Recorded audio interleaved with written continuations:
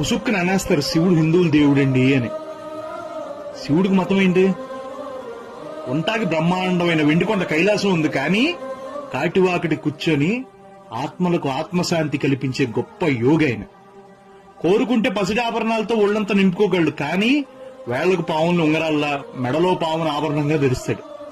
అనుకుంటే ఒళ్లంతా సుగంధ ద్రవ్యాలు పూసుకోగలడు, కానీ విభూది ధరిస్తాడు.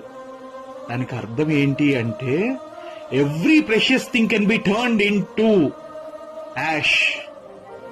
Nothing is permanent, just Shiva is permanent అని అర్థం. శివుడంటే ఒక మతానికి దేవుడు కాదు. అర్థం చేసుకునే బుర్ర నీకుండాలి, మనసు నీకుండాలి. గాని శివుడంటే ఒక ఐడియాలజీ, శివుడంటే ఒక ఫిలాసఫీ, శివుడంటే ఒక దిక్సూచి. నువ్వు మార్గాలన్నీ నీకు మూసుకుపోయినప్పుడు శంకరుడు ఒక్కడే నీకు మార్గదర్శి. అందుకే ఆయన దిక్సూచి, ఆయన మాత్రమే దారి చూపించగలడు. శివుణ్ణి ఈ మతం వాళ్ళు కొలవాలి, ఆ మతం వాళ్ళు కొలవాలి కాదు. ఎవరు ప్రేమగా పిలిచినా ఆయన పలుకుతాడు. నీకు కష్టం ఉన్నప్పుడు కాదు. పుసుక్కుని అనేస్తారు శివుడు హిందువుల దేవుడండి అని.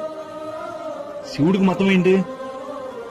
ఉంటాకి బ్రహ్మాండమైన వెండికొండ కైలాసం ఉంది, కానీ కాటివాకటి కూర్చొని ఆత్మలకు ఆత్మశాంతి కల్పించే గొప్ప యోగి ఆయన.